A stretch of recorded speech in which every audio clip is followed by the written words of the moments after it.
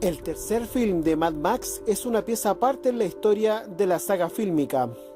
El mismo George Miller lo consideró así, ya que al tener una gran presencia de niños en el film, él expresó que la película tenía que fluir naturalmente en una dirección menos violenta, y es por eso mismo que no vemos villanos con ese fanatismo psicótico de las películas anteriores.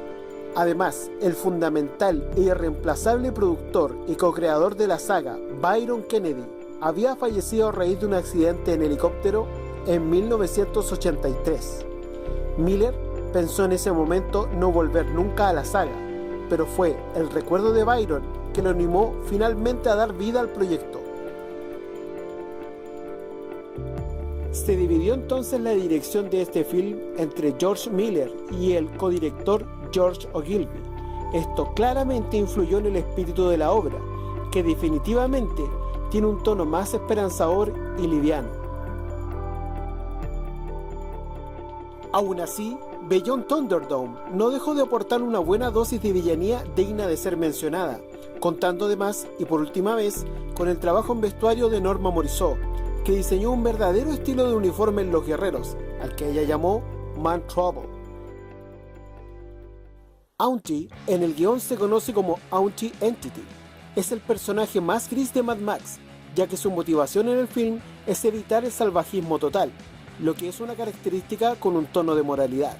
Sin embargo, la forma en que lo hace es digno de esta galería de villanos, ya que instaura una serie de reglas primitivas, despiadadas y ritualistas, destinadas tanto a mantener el orden, como así también para infligir temor y respeto en los no menos brutales habitantes de Bartertown. Ladies and gentlemen, boys and girls, dying times here. Si en las anteriores películas de la saga se deslizaba que los villanos tenían un gran carisma teatral, en esta tercera entrega, Auntie Entity y sus secuaces dirigen una verdadera obra de teatro, con coros y aclamaciones durante los dos primeros actos de la película. Two men enter, one man leaves.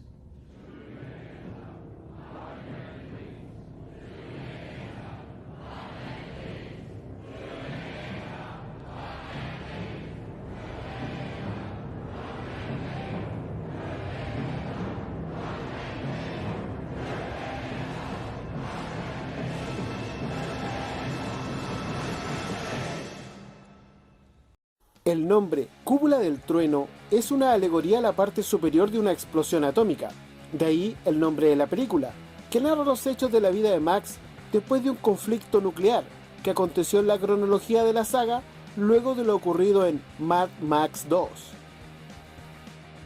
De hecho, podemos ver los efectos de la radiación en esta película y luego, más ampliamente, en Fury Road.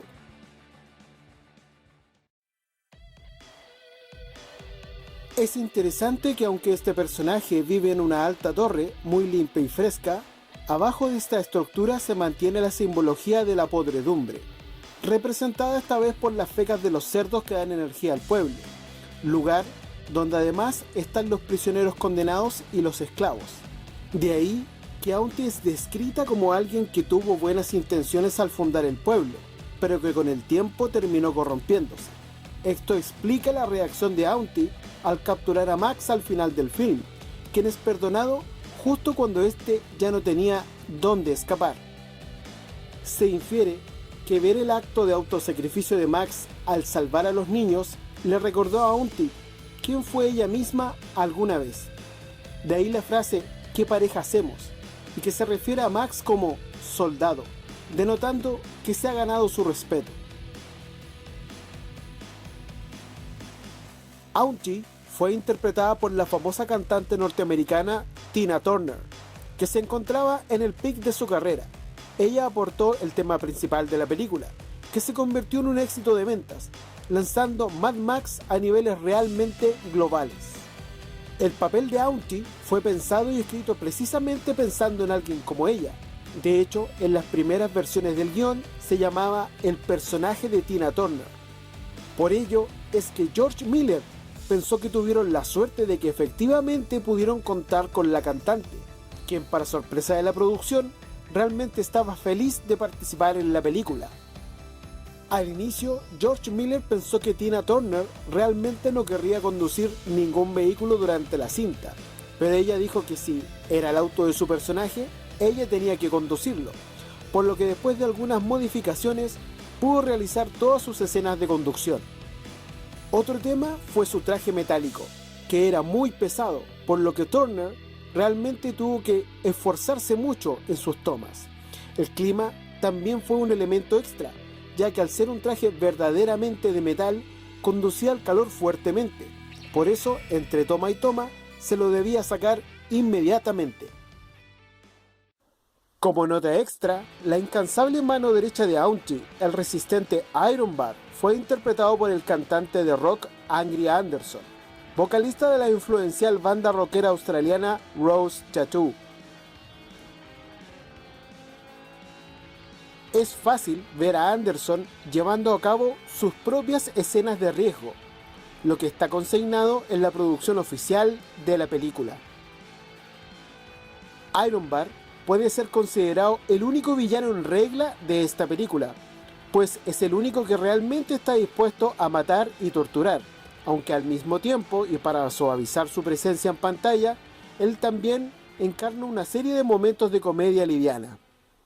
Master Blaster es sin duda el villano más singular de Mad Max, pues no se trata de seres completamente malvados, sino más bien de dos víctimas de los tiempos. Arriba el enano Master, que monta todo un sistema teatral a través de un lenguaje primitivo, con el fin de ocultar su personalidad racional y compasiva, la que si llegara a ser expuesta, le quitaría esa imagen despiadada necesaria para controlar el inframundo de Pueblo Trueque. Abajo, Blaster, un gigante moralmente inocente, con un gusto desprejuiciado y natural por la violencia.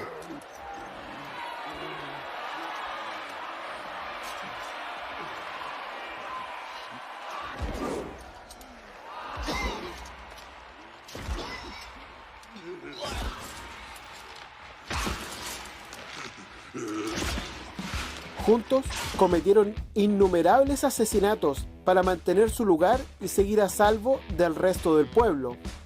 Este personaje doble fue pensado al escribir el guión para representar cómo dos personas con incapacidades específicas podían unirse para lograr sobrevivir el apocalipsis. Master fue interpretado por el actor enano Angelo Rosito, una verdadera gloria del cine B, que trabajó en el polémico film de culto Freaks.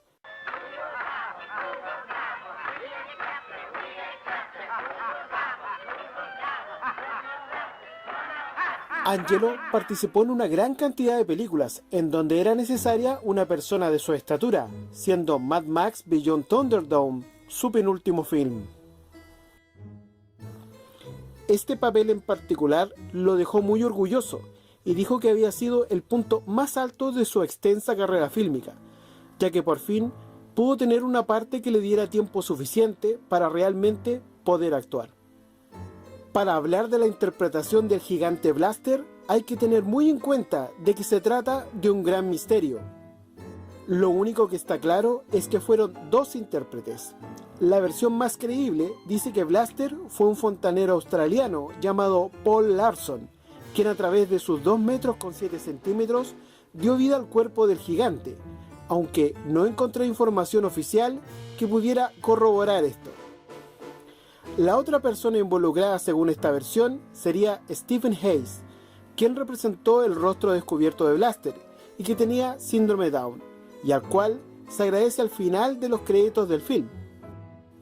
Esta información es la más creíble, ya que se logra apreciar en la película cómo el peto gigante de Blaster le queda muy grande al actor con síndrome Down, el cual además tiene otras apariciones en la pantalla australiana.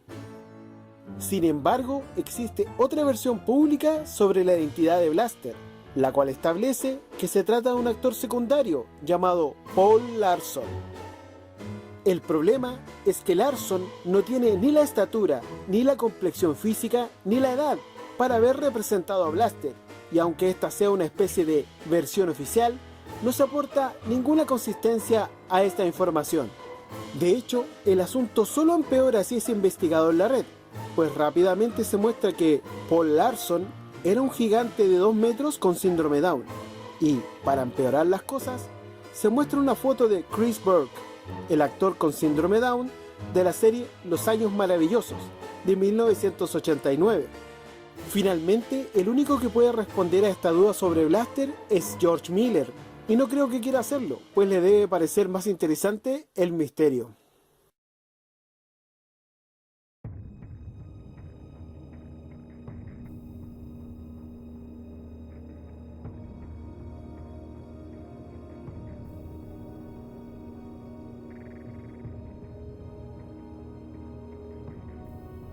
La cuarta película de Mad Max contó con un gran prestigio previo, ganado a pulso por todas las entregas anteriores, y por lo mismo está muy bien documentada, encontrándose a un nivel de producción y prensa diferente a todas sus predecesoras.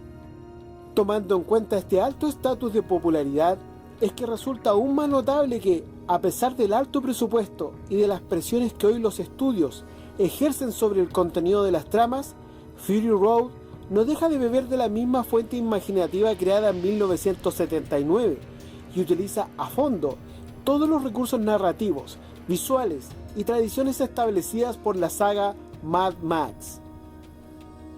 Se suma además la tecnología en efectos especiales para ejecutar todo lo visualmente necesario para convertir a esta obra en la máxima expresión posible de la guerra en el camino.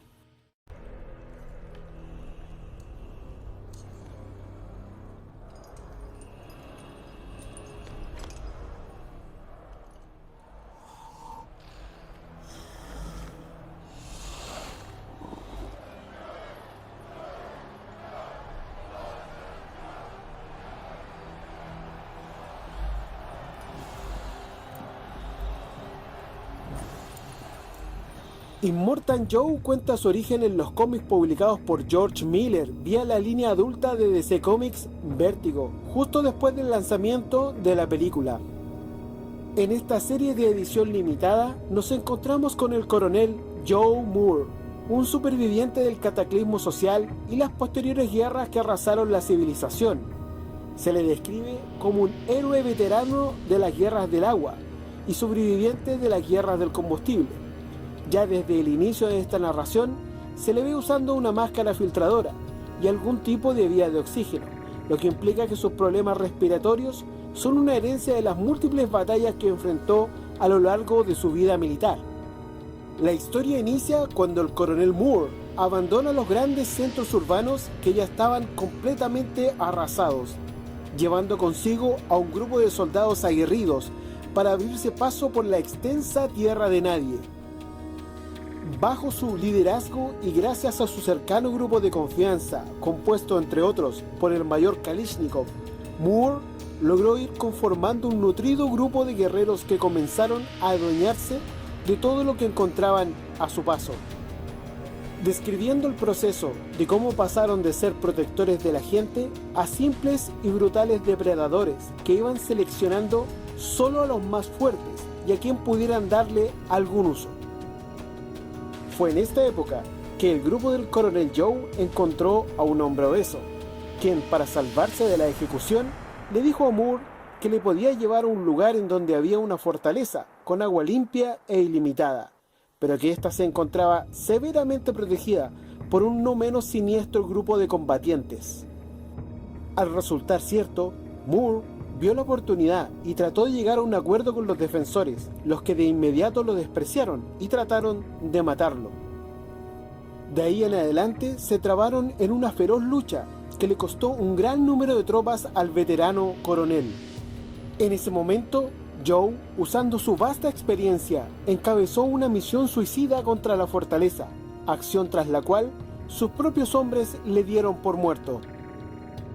Cuando el remanente del ejército de Joe estaba a punto de retirarse, vieron salir de la cumbre de la fortaleza al coronel aún vivo, bañado en la sangre de sus enemigos, a los que había aniquilado por completo. Victorioso, se ganó el nombre de el Inmortal Joe. Así, luego le comenzaron a llamar Immortan Joe, y él comenzó a cimentar lo que él mismo llamaba su legado, estableciendo su base de operaciones en la fortaleza, usando el agua para generar cultivos hidropónicos para alimentar a sus tropas.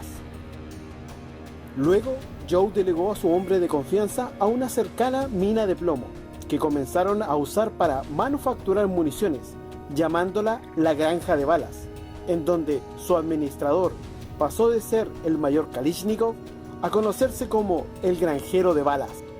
No lejos de ahí se tomaron una ex refinería de petróleo, la cual pusieron en marcha llamándola Ciudad Gasolina, dejando a su cargo al hombre obeso que les había entregado la ubicación de la fortaleza, quien pasó a ser conocido como el Comegente, que también se destacó en su habilidad con los cálculos.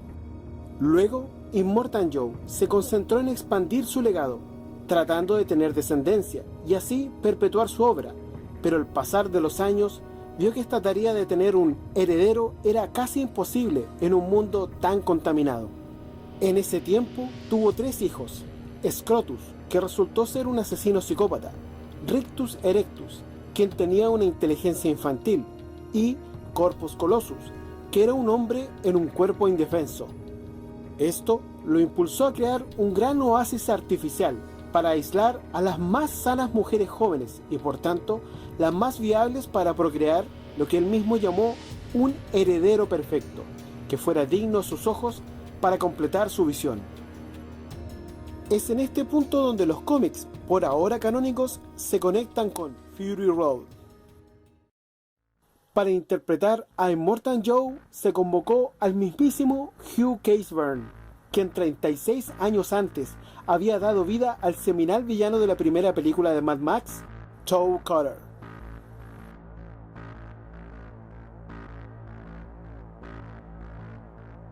Nuevamente, Hugh ayudó en el diseño del personaje, aportando él mismo el bastón de Joe, un objeto personal del actor, quien le insertó todo tipo de elementos a este báculo, los que él mismo visualizó como los lugares y los hechos de la vida de Immortan Joe.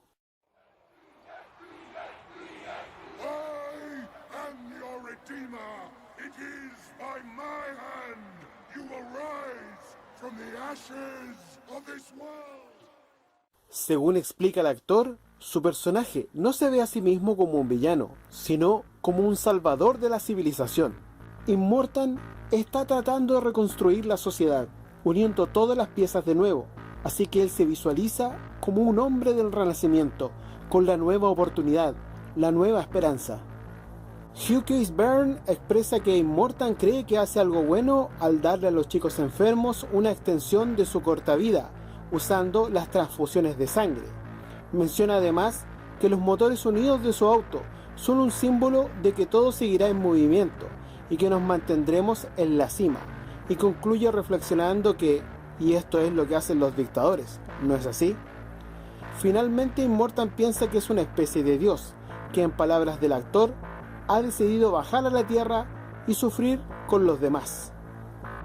Dentro de los múltiples puntos focales de esta película se destacan los War Boys, productos del programa de crianza de guerra creado por Immortan Joe, el que incorpora elementos bélicos disociados desde la mitología nórdica, adaptándola para que se fusione con la figura del motor, el que es el más grande símbolo de poder en el páramo.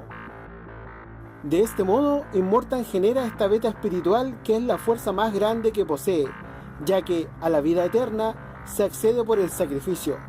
Esta es claramente una representación de la religión como poder activo de un estado totalitario, y es que este trastornado gobierno impuesto por Joe es usado en el film para representar una nada sutil pero efectiva caricatura social, que se completa en 2 puntos muy claros. Primero, tenemos al banquero corrupto, obeso hasta la enfermedad, representado por People Eater, quien monta en un deforme Mercedes-Benz que arrastra gasolina, reclamando a Immortan Joe sobre los costos y las pérdidas, como lo hace la banca con los gobiernos. Segundo, tenemos al ejército violento, representado por Bullet Farmer, quien menosprecia los esfuerzos de Joe por perpetuarse en el poder a través de la descendencia, pues solo valora la fuerza de las armas, estableciendo un paralelo con los militares que suelen menospreciar a los políticos y sus pugnas por el control de los gobiernos. Y como es tradicional en esta saga post-apocalíptica, Fury Road honra la más clásica norma de creación de villanos de Mad Max, al tener un antagonista principal que resulta ser un elocuente y dramático orador. Do not, my friends, become addicted to water. It will take hold of you, and you will resent its absence. Estas frases grandilocuentes de Immortan Joe y el manejo teatral de su aparición sigue la línea de las anteriores películas hasta el lejano 1979. Mad Max es considerado por algunos como simple cine de explotación, pero pienso que encarna una serie de aportes a la narrativa de la ficción en el cine, ya sea por su puesta en escena o por la forma en que utiliza los recursos visuales y cómo despliega a sus personajes, que en el caso de los villanos nos han entregado algunos de los más memorables del cine fantástico. Aquí termina este video sobre Mad Max y sus villanos. Yo personalmente disfruté mucho investigando y desarrollando el material. Les dejamos los enlaces para que vean otros videos de nuestro canal. Se despide por ahora, Stoffen.